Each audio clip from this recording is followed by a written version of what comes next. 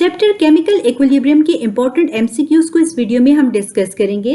Question है reversible reaction is shown by single headed arrow, double headed arrow, by single and double headed both, none of the above. यानी reversible reaction को हम single headed arrow से show करते हैं या फिर double headed arrow से या फिर सिंगल और डबल बोथ से या फिर इनमें से किसी से भी शो नहीं करते। जैसे कि आप स्क्रीन पर रिवर्सिबल रिएक्शन की जनरल इक्वेशन को देख सकते हैं। यहाँ पर ए एंड बी रिएक्टेंट है जो कि रिएक्ट कर रहे हैं और इसके रिजल्ट में हमारे पास प्रोडक्ट सी एंड डी की फॉर्मेशन हो रही है। याद रखिए कि रिवर्सिबल रिएक्शन में रिएक्टेंट कन्वर्ट होते हैं प्रोडक्ट में और प्रोडक्ट अगेन रिएक्टेंट में रीकन्वर्ट होते हैं और इस तरह के केमिकल रिएक्शन को हम डबल हेडेड एरो से रिप्रेजेंट करते हैं। सो रिवर्सिबल रिएक्शन को डबल हेडेड एरो से रिप्रेजेंट किया जाता है जैसे कि आप इस इक्वेशन में देख सकते हैं। नेक्स्ट क्वेश्चन है the irreversible reaction is shown by single headed arrow, double headed arrow, by single and double headed both, none of the above. यानी इरिवर्सिबल रिएक्शन को हम सिंगल हेडेड एरो से रिप्रेजेंट करते हैं या फिर डबल हेडेड एरो से या बोथ सिंगल और डबल से या फिर इनमें से किसी से भी रिप्रेजेंट नहीं करते। याद रखें कि इरिवर्सिबल रिएक्शन जिसकी जर्नल इक्वेशन आप स्क्रीन पर देख सकते हैं, यहाँ पर रिएक्टेंट कंप्लीटली प्रोडक्ट में कन्वर्ट हो जाते हैं और याद रखें कि इरिवर्सिबल रिएक्शन को सिंगल हेडेड एरो से शो किया जाता है जैसे कि आप यहाँ पर देख सकते हैं इक्वेशन में ये एक सिंगल हेडेड एरो रिप्रेजेंट कर रहा है इरिवर्सिबल रिएक्शन को। सो आंसर है irreversible reaction is shown by single headed arrow. Next question है the reaction in which the reactants are completely consumed and formed products and no amount of the reactant left behind are called reversible reaction, irreversible reaction, forward reaction, none of the above। यानी ऐसे reaction जहां पर reactant completely consumed होके product की formation कर देते हैं और कोई भी रिएक्टेंट बाकी नहीं रहता, तो इस तरह के केमिकल रिएक्शन को क्या रिवर्सिबल रिएक्शन कहा जाता है, इरिवर्सिबल रिएक्शन कहा जाता है, फॉरवर्ड रिएक्शन कहा जाता है या इनमें से कुछ भी नहीं कहा जाता। याद रखें कि वो रिएक्शन जिनमें रिएक्टेंट कंप्लीटली कंज्यूम्ड होकर प्रोडक्ट की फॉर्मेशन करते हैं और कोई भी रिएक्टेंट बाकी नहीं रहता, तो इस टाइप ऑफ केमिकल रिएक्शंस को इरिवर्सिबल रिएक्शन कहा जाता है या फिर इन्हें कंप्लीट रिएक्शन कहा जाता है क्योंकि यहाँ पर हमारे पास रिएक्टेंट कंप्लीटली प्रोडक्ट में कन्वर्ट हो जाते हैं। नेक्स्ट क्वेश्चन है the reaction in which the product react and go in a backward direction and yield reactants again is called reversible reaction, irreversible reaction, complete reaction, both A and C. यानी ऐसे reaction जिसमें हमारे पास product दोबारा से recombine हो जाता है और हमारे पास रिवर्स डायरेक्शन में मूव करता है और इसके रिजल्ट में हमारे पास रिएक्टेंट दोबारा से फॉर्म्ड होते हैं, तो इस टाइप ऑफ केमिकल रिएक्शन को क्या रिवर्सिबल रिएक्शन कहा जाता है, इरिवर्सिबल रिएक्शन कहा जाता है, कंप्लीट रिएक्शन या बोथ ए एंड सी कहा जाता है। याद रखें कि ऐसे केमिकल रिएक्शन जहां पर प्रोडक्ट दोबारा से रिकम्बाइन होते हैं और रिएक्शन बैकवर्ड डायरेक्शन में मूव करके रिएक्टेंट की फॉर्मेशन करता है, तो इस टाइप ऑफ केमिकल रिएक्शन को रिवर्सिबल रिएक्शन कहा जाता है।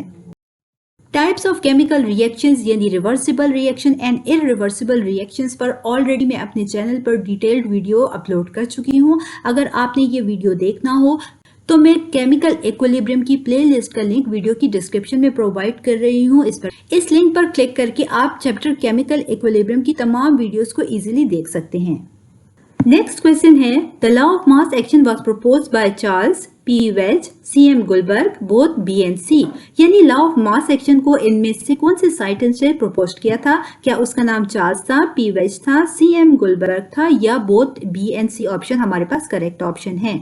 याद रखें कि 1864 में C M. Guldberg and P Waage ने प्रपोज किया था लॉ ऑफ मास एक्शन को। सो करेक्ट ऑप्शन है हमारे पास बोथ बी एंड सी, यानी कि P Waage and C M. Guldberg ने हमारे पास लॉ ऑफ मास एक्शन को प्रपोज किया था। नेक्स्ट क्वेश्चन है which of the following reaction helps to achieve dynamic equilibrium? Irreversible reaction, reversible reaction, both A and B, chemical reaction. यानी इसमें कौन सा रिएक्शन होता है जिसकी मदद से हम डायनेमिक इक्विलिब्रियम को अचीव कर सकते हैं? क्या वो इरिवर्सिबल रिएक्शन है, रिवर्सिबल रिएक्शन है या both A and B option है या फिर हमारे पास केमिकल रिएक्शन कहलाता है? जैसा कि हम जानते हैं कि रिवर्सिबल रिएक्शंस वो रिएक्शंस होते हैं जिनमें रिएक्टेंट प्रोडक्ट में और प्रोडक्ट अगेन रिएक्टेंट में रिकन्वर्ट होते हैं और एक टाइम ऐसा आता है जब rate of the forward reaction यानी रिएक्टेंट के प्रोडक्ट में कन्वर्ट होने का रेट इक्वल हो जाता है rate of the reverse reaction के, यानी प्रोडक्ट की अगेन रिएक्टेंट में रिकन्वर्ट होने के रेट पे, तो इस पॉइंट या स्टेज पे हमारे पास केमिकल इक्विलिब्रियम स्टैब्लिश हो जाता है, क्योंकि यहाँ पर रिएक्टेंट प्रोडक्ट में और प्रोडक्ट अगेन रिएक्टेंट में रिकन्वर्ट हो रहे होते हैं। यही वजह है कि इस टाइप ऑफ केमिकल इक्विलिब्रियम को डायनेमिक इक्विलिब्रियम कहा जाता है। वर्ड डायनेमिक का मतलब है इन मोशन। जैसे कि हमने डिस्कस किया कि रिएक्टेंट प्रोडक्ट में और प्रोडक्ट रिएक्टेंट में रिकन्वर्ट हो रहे हैं, यानी कंटिन्यूस है ये प्रोसेस। यही वजह है कि इस टाइप ऑफ इक्विलिब्रियम को डायनेमिक इक्विलिब्रियम कहा जाता है और ये हमेशा रिवर्सिबल रिएक्शन में अचीव किया जाता है। नेक्स्ट क्वेश्चन है, when the rate of the forward reaction becomes equal to the rate of the reverse reaction, then this state is called chemical equilibrium, stable equilibrium, unstable equilibrium, both A and B।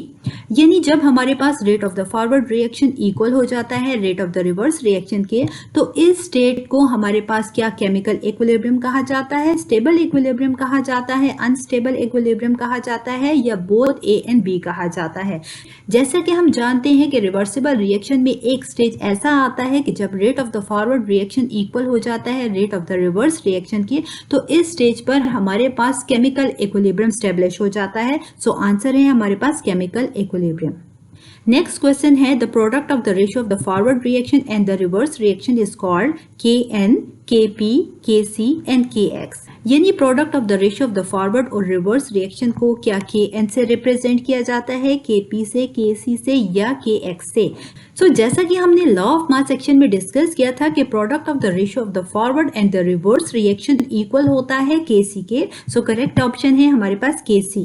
Next, the process by which ammonia is synthesized is called contact process, Haber process, titration, spectroscopy. यानी वो process जिसके जरिए हम ammonia को synthesise करते हैं, क्या वो कॉन्टैक्ट प्रोसेस कहलाता है, हेबर प्रोसेस कहलाता है, टाइट्रेशन या फिर स्पेक्ट्रोस्कोपी कहलाता है।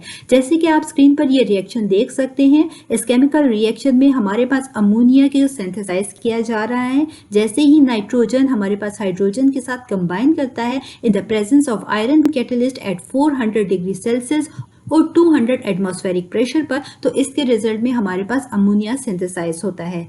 इस प्रोसेस को हेबर प्रोसेस कहा जाता है और इसके जरिए अमोनिया को सिंथेसाइज किया जाता है। Next, the process by which sulfuric acid is synthesized is called contact process, Haber process, titration और spectroscopy।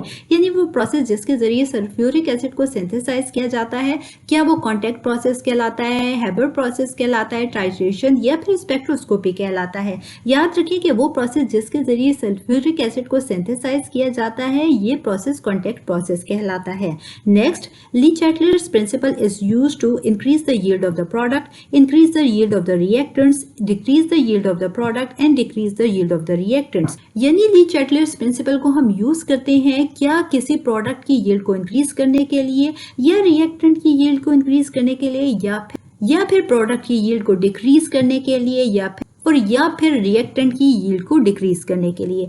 जैसे कि अपनी वीडियो ली-चैटलर्स प्रिंसिपल में हम डिटेल में डिस्कस कर चुके हैं कि किस तरह से इस प्रिंसिपल को अप्लाई करके हम प्रोडक्ट की यील्ड को इंक्रीज कर सकते हैं। So Le Chatelier's principle is used to increase the yield of the product.